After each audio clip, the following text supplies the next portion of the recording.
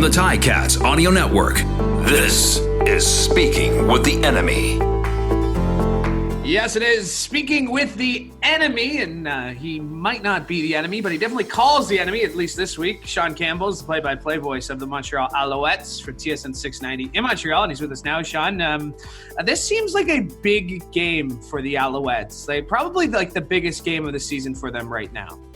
Yeah, coming off that loss against Toronto last week, I think that kind of left a bad taste in their mouth, and they really want to, turn things around. The Ottawa Redblacks have 2 wins, and the Owls have 2 wins. And if you look at the Redblacks and the Owls, you would think that there's a difference between those 2 teams, but right now there isn't. And the Owls have to prove that they're better than the Redblacks, and then they have to prove that they're better than the Argos. And they're getting ready for the Ticats. That's another proving ground for them, and they believe they're a lot better than their record shows. So, yeah, I think it is a very big game.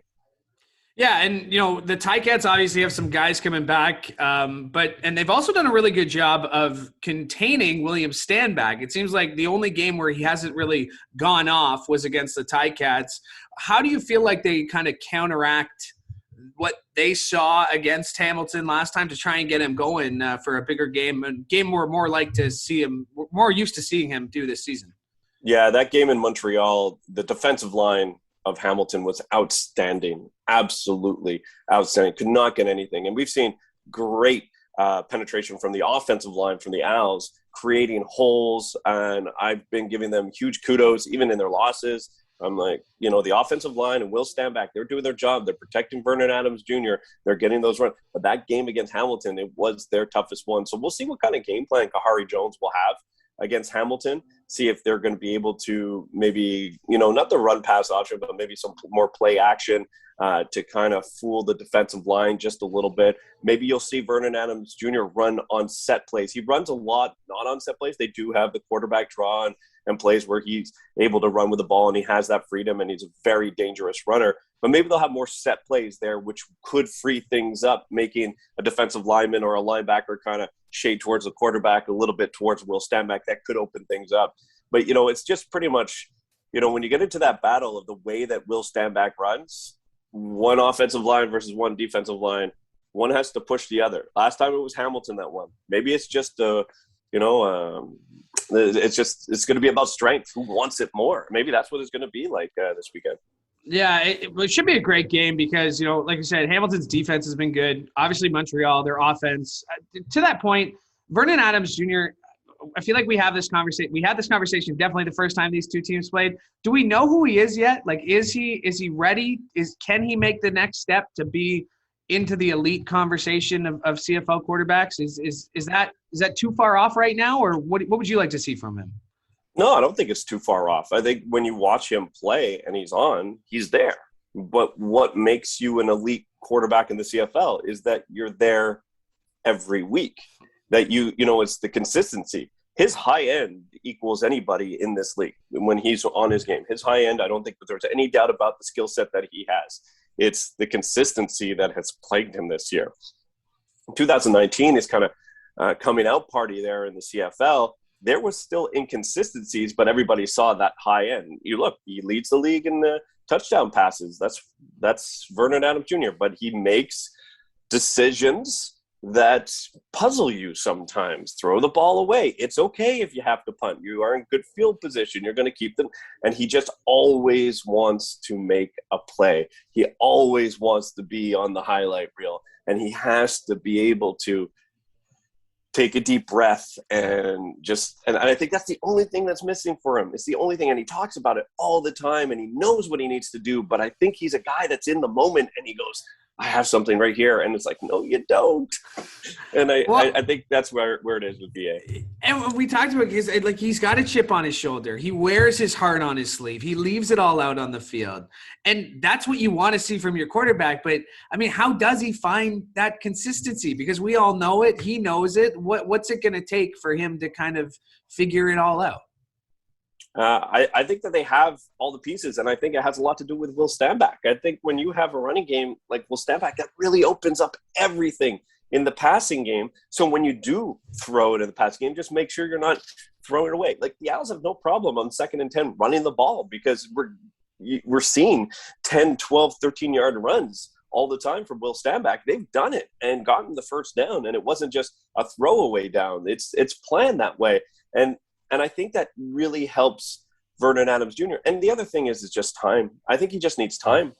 I've always said this. I know he's in year 4, but you almost need 3 full seasons starting as a quarterback in the CFL to understand how it all works. And he's kind of halfway through year 2 as a starter. He's been in the league. He's seen it. So I think, you would think at the halfway point of this season, he's going to turn a corner. The Owls want him to turn a corner. They need him to turn a corner because you go back, there's just a couple games, and they would be 4-2.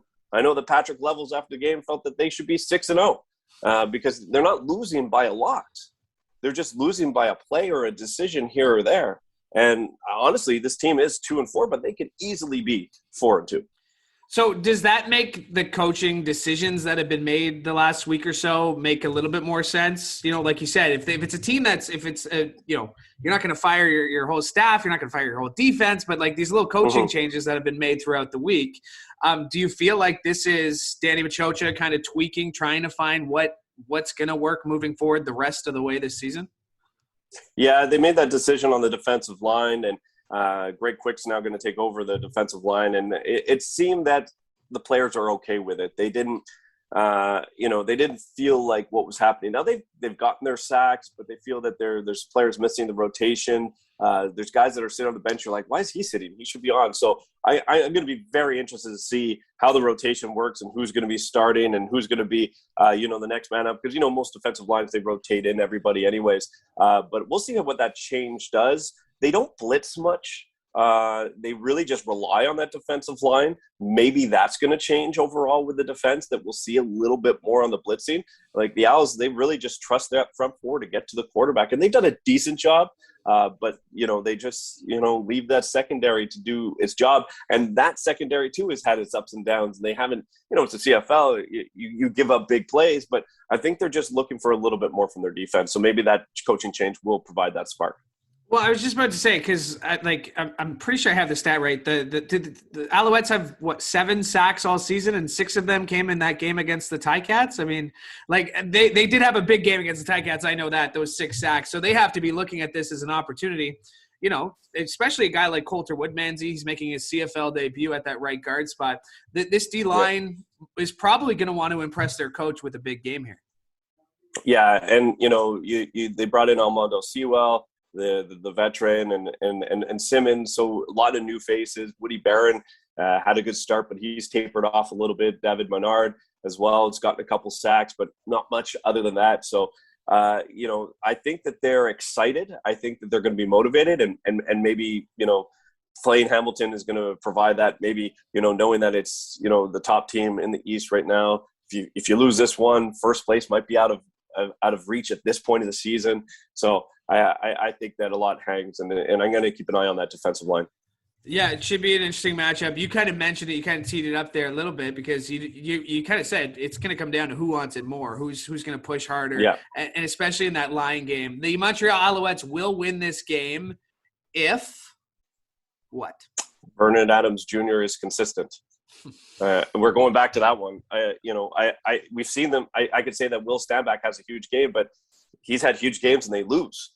He's had 139 yards and they lost.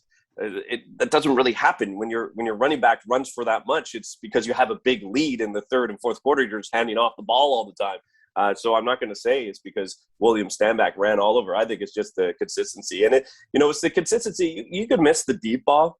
Where you start to see that it's going to be a tough night for Vernon Adams Jr. is if he just throws behind a receiver a little bit on a 10-yard out, or the slant to slot back to 7 yards and he just misses the guy. It's like those are the ones that he has missed. And then when you see it early in the game, he's hitting that. It's 2nd and 7, first down, 10-yard catching play to Jake Winicky just sliding in. I'm like, all right, he's on. He's not missing that mark. And I think that's the biggest thing. It's just the consistency. If they could get some consistent drives and get points on the board, and I could add into this is their red zone has been awful this year. They've kicked so many short field goals, turnovers from the 15-yard line. They have to convert in the red zone. They just haven't done it enough. Yeah, both the Ticats and the Alouettes come into this one 50% touchdowns in the red zone. Both numbers. Brutal. We know the Ticats offense has struggled. Like I'm excited because this seems like it's the first time we've seen Hamilton kind of at its fullest. Yeah, they're missing Dane Evans, but you got Braylon Addison back. You got you got Speedy B coming back. It'll be a good game because I get the sense that it'll be a huge emotional letdown for the Ticats if they lose this game. And it'll be just the opposite. I mean, I feel like for the Alouettes, if they win, right? Like I feel like the Alouettes could use the momentum from this win to go forward. Well, if the Ticats lose this game, then I have to come on the air on Monday and say like, okay, guys, what do you think of the Ticats? Well, that's it. If they win this game, then it propels them into a back-to-back against the Ottawa Red Blacks. Yeah. And, it's divisional games. It's the Red Blacks. No offense to the Red Blacks, but I think we know I know they had a great game against Edmonton this past week, and that was the best I've seen the Red Blacks look like. But the Owls have had their number, and a back-to-back, I think, is just what the Owls would need if they got that win. Now, if they lose, of course, the back-to-back's perfect too, but then you don't want to go into those games doubting yourself. You could go in there on a high after beating one of the top teams in the East and then, get a couple more wins and then be right at the top with everybody else. Well, I know that the Alouettes will probably hope this isn't their last time in Hamilton this season. Maybe they'll get back for a playoff game, and then there's a pretty big game that's being held here in December. But Sean, I'm looking forward to seeing you down here at the stadium tomorrow. So thanks for doing this, and we'll see you here. Yeah, just got to take a plane and a train, and I'll be right there. All right, we'll see you soon. This has been Later. Speaking with the Enemy. Thanks for checking us out on the Ticats Audio Network.